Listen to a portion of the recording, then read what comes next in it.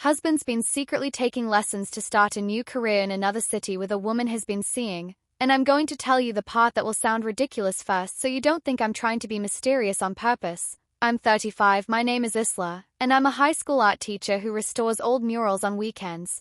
So my whole life is noticing thin layers people paint over what used to be there and deciding whether to remove the paint or preserve it, and the first time I realized something had been painted over in my marriage was a Tuesday when he said he was staying late for a leadership seminar and came home with sawdust in the hem of his jeans. Leadership doesn't make sawdust. It makes bullet points and acronyms and the urgent smell of coffee. Sawdust is the smell of someone rehearsing a life you didn't get the memo for. His name is Theo. He's 37.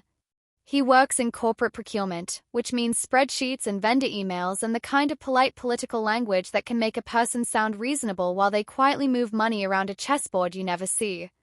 He used to tap rhythms on our table with chopsticks while telling me about suppliers who never replied. Lately he had been keeping his hands very still. When he walked in that night, he kissed my cheek, eyes a fraction too bright. "Long day," he said, and I said, "You smell like a woodshop," and he laughed in the nervous way a kid laughs when the substitute teacher knows their name. "We did a team-building thing," he said, then added words that looked good in a sentence but were terrible in the mouth, "hands-on prototyping." I stared at his cuffs.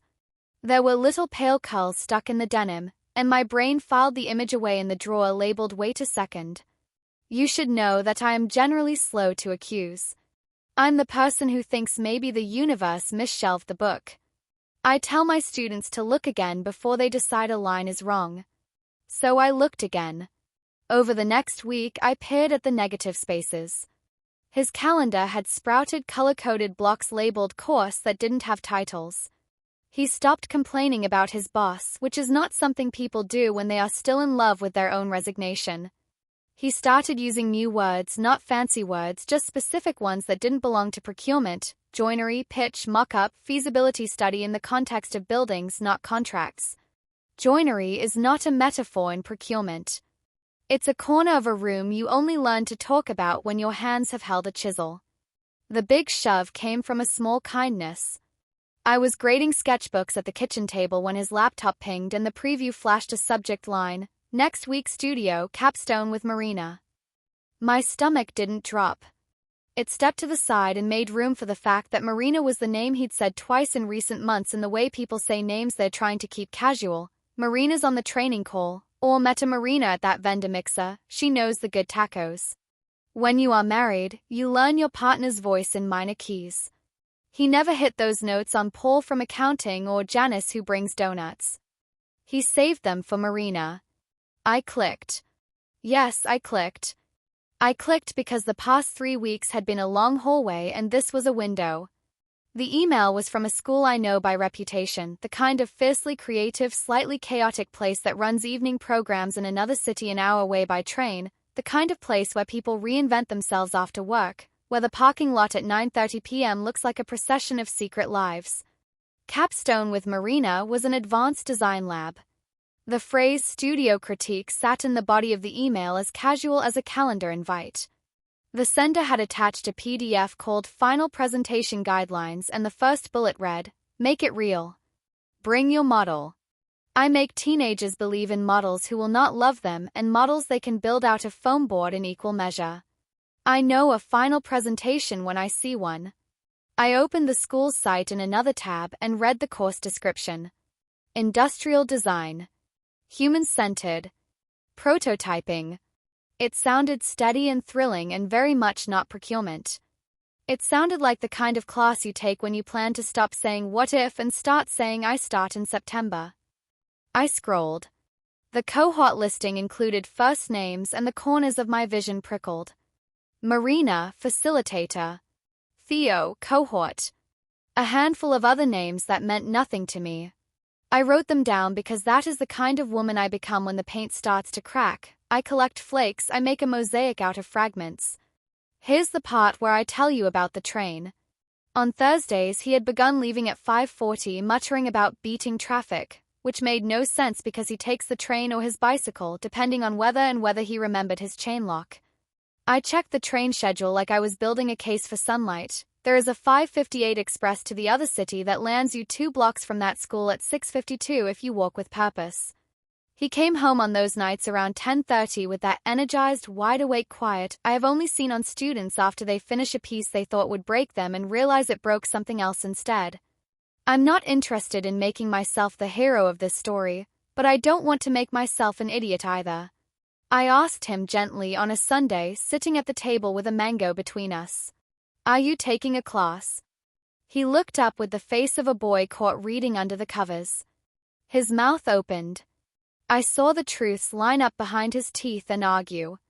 Yeah, he said finally, careful. Work offered professional development stipends. Thought I'd try something different. Design thinking. It's fun. He said fun in a way that made me feel like a nesting doll opening and finding another doll inside and then another, all of them wearing his face. You could have told me, I said, choosing the quiet space. I would have asked you annoying questions and then made you a sandwich.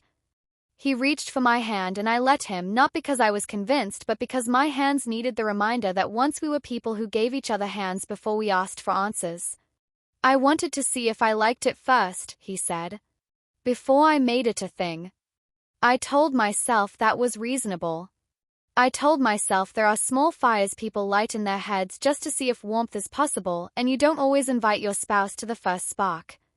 Then he rinsed the mango pit and his phone buzzed and the screen lit up with a text bubble over a contact saved as M and the message read, "Don't forget your drawing pens, I have extra if you do." Drawing pens.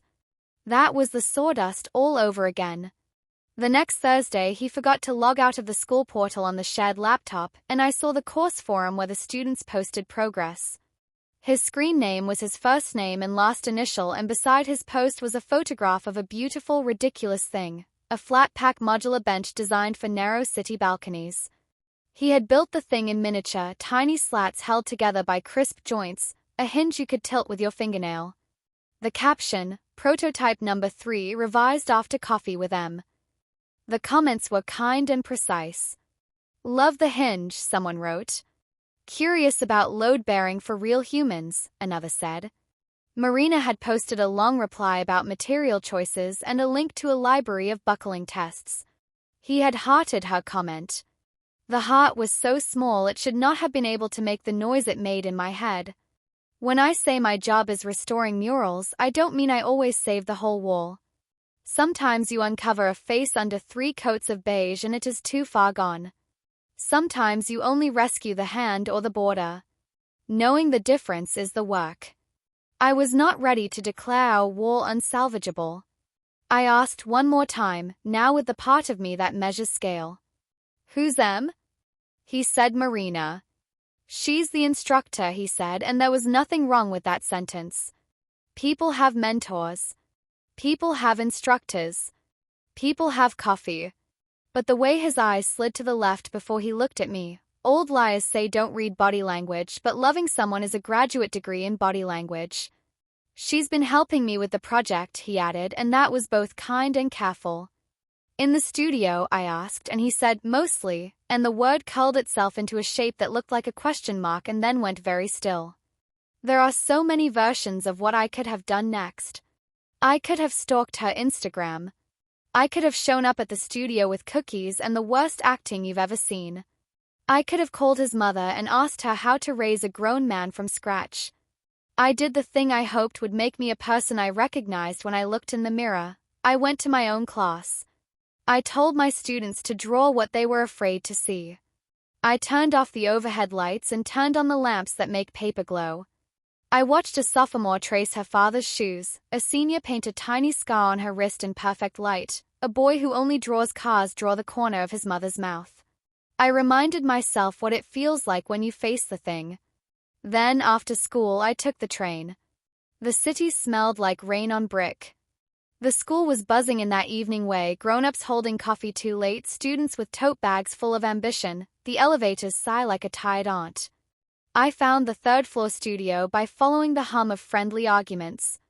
Through the glass, I saw 30 people in a room with tables on wheels, the kind of organized chaos that gives you hope about strangers.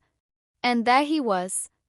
Theo, my spouse, handsome in the way he is when he stops being handsome and starts being present.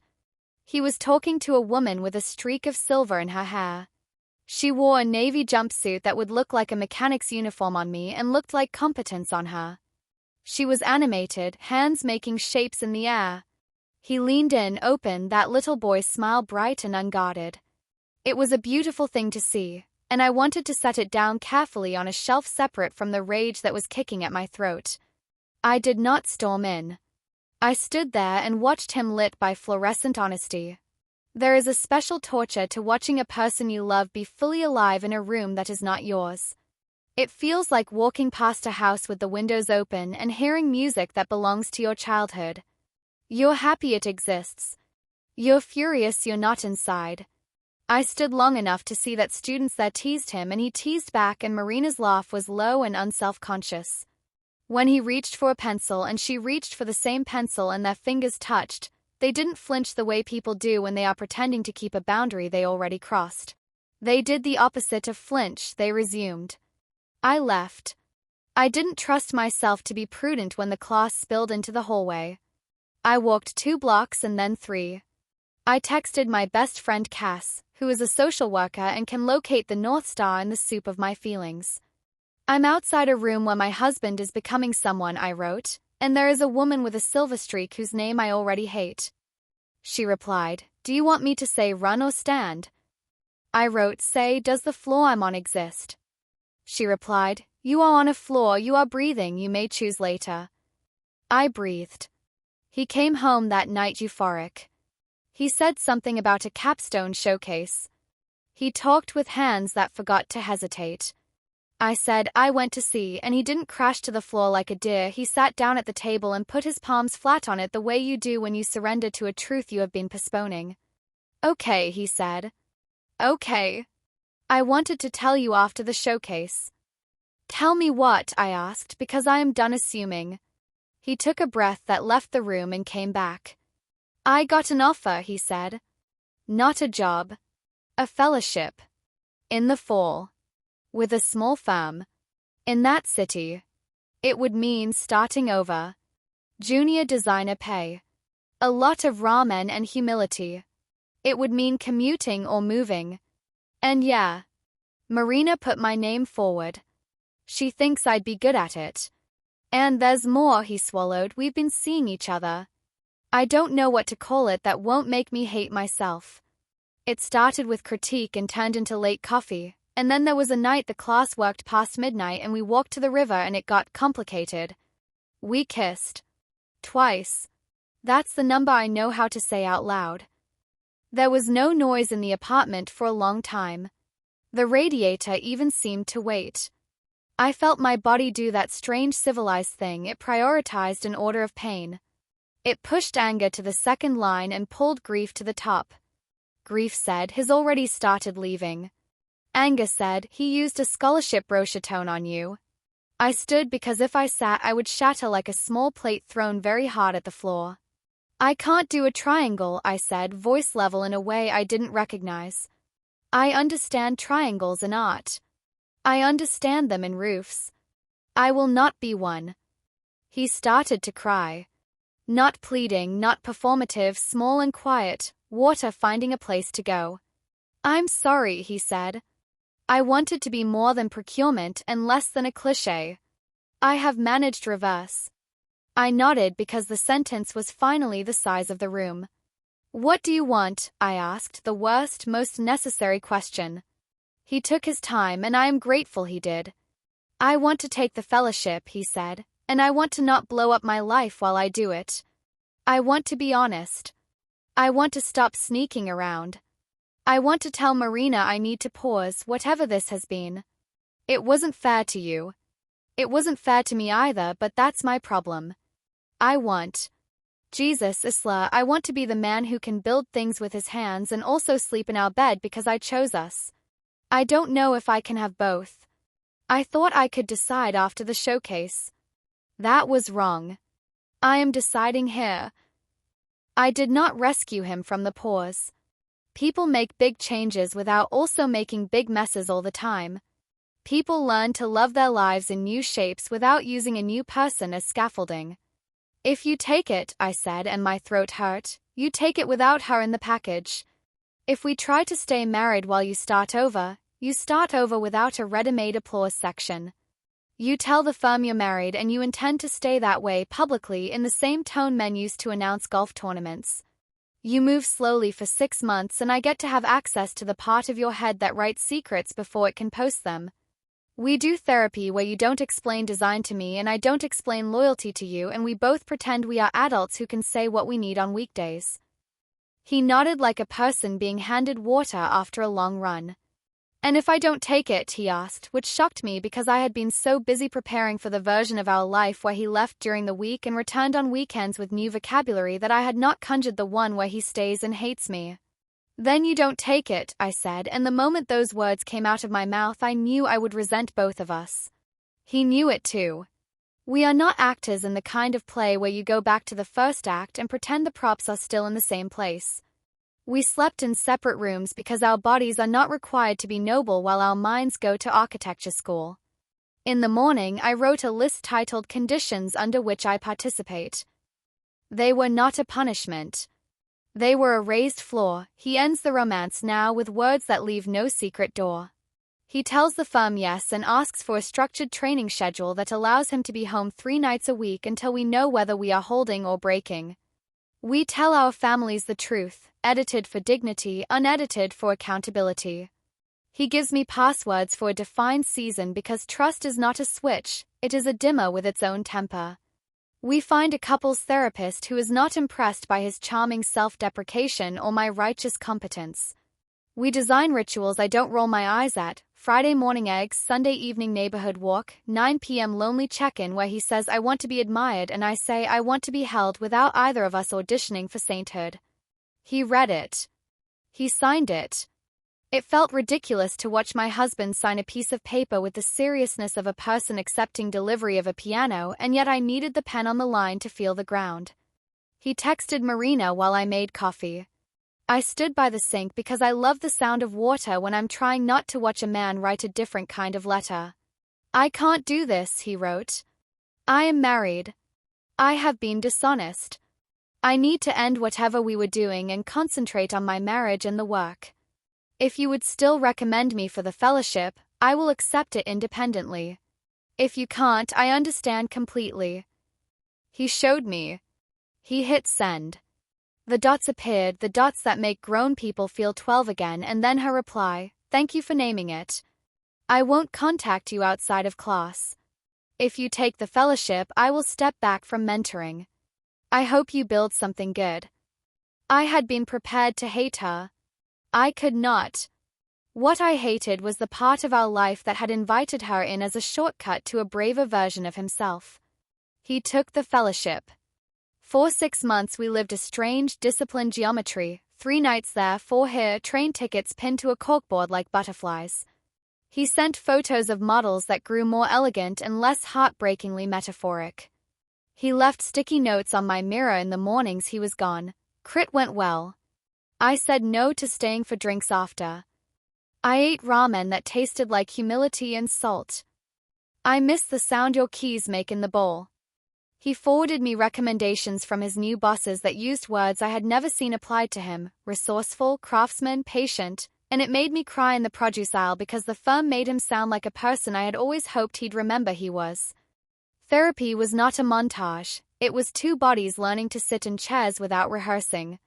Our therapist, Althea, a woman with gentle eyes and a fondness for bluntness, asked him when did ambition become synonymous with romance, and he said, when I got bored and blamed the furniture.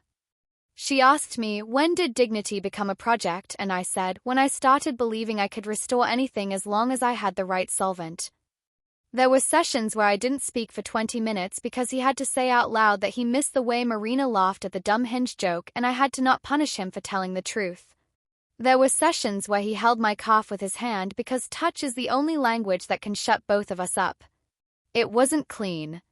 He wrote to her once after a public lecture to say, good talk. And then he told me within the hour, and the telling mattered more than the smallness of the sin. I turned my phone off one night and he spiraled and then used the tools we paid for to not take a train he would regret. We learned to ask questions that aren't cross-examinations. What did you want last night? To be clapped for. By me. By anyone. Okay. I can clap. And we can find you a room where clapping is not cheating. We learned to put compartments in our house that honor the work. He has a table that is for prototypes and a table that is for dinner, and I do not say, your model is cute, do you love it more than me, because I promise to try to be interesting without being cruel. There is a day I keep filed under proof. 6 months after the Night of Sawdust, he presented his first paid project at the firm. I took the early train and sat in the back of a room full of people who made decisions about chairs that would sit in hotels I cannot afford. He talked about joints and community and maintenance schedules. He did not make a joke that belonged to another woman. He did not look for a face in the audience to be his permission slip. Afterward, he found me by the door with a paper cup of lukewarm coffee and said, "Can we go home?" And the word home felt earned. You want an ending everyone can clap at. I wish I could give you one with a bow, but in my line of work, murals and teenagers and marriages, bows are usually tape. What I have is a wall that looks different now. On weekends, sometimes we walk past the community center where I've been restoring a WPA era piece, a flock of hands passing a bucket down a line. He stands with me in front of it and says nothing, which is perfect. If you look carefully, you can see the place where a previous restorer matched the blue a shade too bright. I used to hate that square. Now I touch it with the back of my knuckle and think, there is the story of what happened. There is the story of what we did afterward. Last night he fell asleep on the couch with a pencil behind his ear, and I tucked a blanket over his legs and went to the kitchen and stood there with the mango pit, rinsing it under the tap the way you do when your hands need a job. I thought of the girl I would have been if he'd left without telling me. I thought of the woman I am because he stayed and I stayed, and we both changed on purpose instead of by accident. I went back and took the pencil from behind his ear and put it on the table he uses for the work that does not need to steal from us to feel alive. In the morning he woke and said, "Did I dream you were kind?" And I said, "You dreamed I am very bad at triangles." And he smiled with all his teeth and said, "Me too," and then made coffee too strong, which is a crime I will prosecute until the end of time. Here's my report in case you need one. He is starting a new career. He is not starting a new marriage. He writes me during lunch about screws that will not listen. I text him pictures of paint swatches that make me swear. He comes home with sawdust and I roll my eyes and say, "Leadership again," and he laughs in the way I learned to hear when we were 27 and stupid. We go to bed. Sometimes I wake at 2:14 and listen for the sound of trains, the phantom of the old leaving. It's quieter now. When it's loud, I put my hand on his chest and say, "Tell me before you go anywhere," and he does, and sometimes the place is simply the kitchen for water, and sometimes the place is another city 2 mornings a week, and sometimes the place is a sentence that begins, "I wanted someone to tell me I was good," and I say, "You are," and we both let the room be new without needing to borrow an audience. If the mural peels again, I'll be here with the softest brush I can find and a lamp that shows the truth without scaring it back into the wall. And if the wall decides it wants to be bare brick, I will know the difference between preserving and pretending. Today the paint holds. Today the train he takes is the one that returns to me. Today the only streak of silver in our house is in the cat's fur when she sits in the sun. I will take that as a sign. I will take the coffee even when it's strong. I will take the pencil and put it back where it belongs. I will call this a life and keep restoring the parts that matter.